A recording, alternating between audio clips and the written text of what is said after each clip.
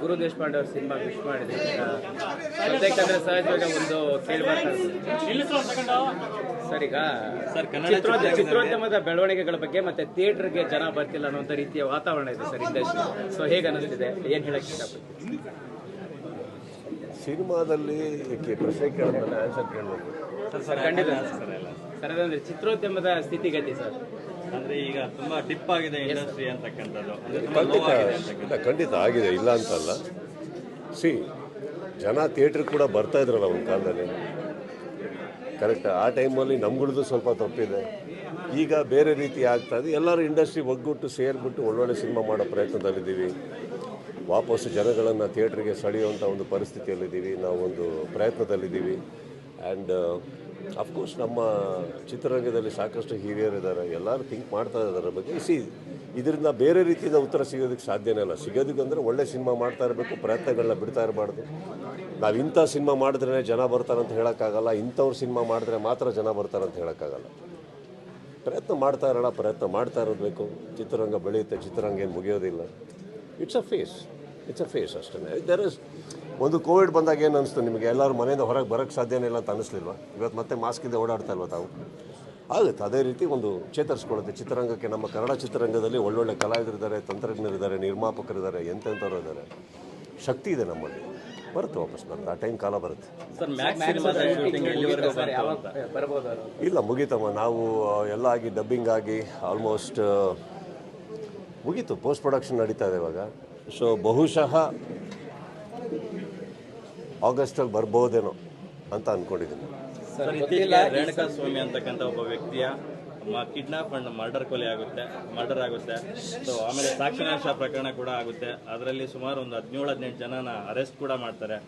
ಅದು ಕನ್ನಡ ಚಿತ್ರರಂಗಕ್ಕೆ ಒಂದು ಕಪ್ಪು ಚುಕ್ಕಿ ಆಗಿದೆ. ಇವಾಗ ಎಲ್ಲೆಡೆ ಅದ್ರ ಬಗ್ಗೆನೇ ಚರ್ಚೆಗಳಾಗ್ತಿದೆ. ಸೊ ದರ್ಶನ್ ಅವರು ಕೂಡ ಅರೆಸ್ಟ್ ಆಗಿರ್ತಕ್ಕಂಥದ್ದು, ಅವರು ಕೂಡ ಕಾನೂನಿನ ಬಲೆಯಲ್ಲಿ ಸಿಲ್ಕೊಂಡಿರ್ತಕ್ಕಂಥದ್ರ ಬಗ್ಗೆ ಏನು ಹೇಳ್ತೀರಾ ಸರ್? ಕಾನೂನಿನ ಬಲೆ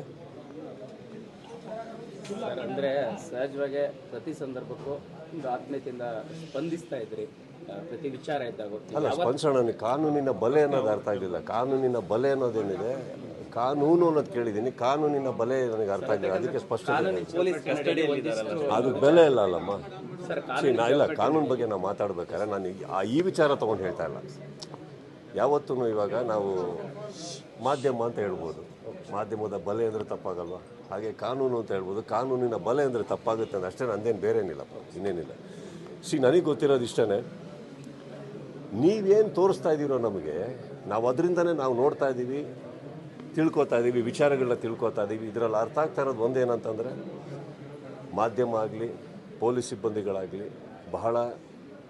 ಬಹಳ ಒಂದು ನಿಮ್ಮ ಪ್ರಯತ್ನಗಳನ್ನು ಹಾಕಿ ಸತ್ಯಾಂಶಗಳು ಹೊರಗೆ ಬರಬೇಕು ಅನ್ನೋ ವಿಚಾರದಕ್ಕೆ ನೀವು ತುಂಬ ಗೌರವಿಸಬೇಕಾದಂಥದ್ದು. ಏನಂದರೆ ತುಂಬ ಕೆಲಸ ಮಾಡ್ತಾಯಿದ್ದೀರಿ ಎಲ್ಲರೂ, ಅದನ್ನು ಎರಡನೇ ಮಾತೇ ಇಲ್ಲ.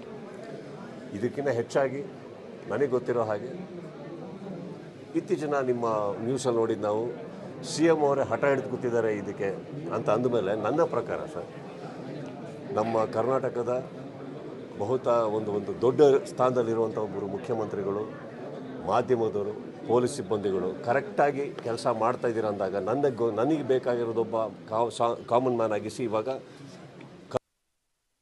ಬರಲ್ಲ ಸರ್. ಇಲ್ಲಿ ನನಗೆ ಬರೋದೇನಂತಂದರೆ, ನಾವು ಅವ್ರ ಪರ ಇವ್ರ ಪರ ಅಂತ ಮಾತಾಡೋದು ತಪ್ಪಾಗುತ್ತೆ, ವಿರುದ್ಧವಾಗಿ ಮಾತಾಡೋದು ತಪ್ಪಾಗುತ್ತೆ.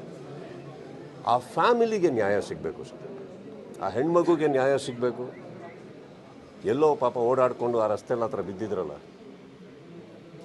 ಭಾಳ ಬದುಕಬೇಕಾದ ರೇಣುಕಾ ಸ್ವಾಮಿಯವರು, ಅವ್ರಿಗೆ ನ್ಯಾಯ ಸಿಗಬೇಕು. ಹುಟ್ಟಬೇಕಾಗಿರೋ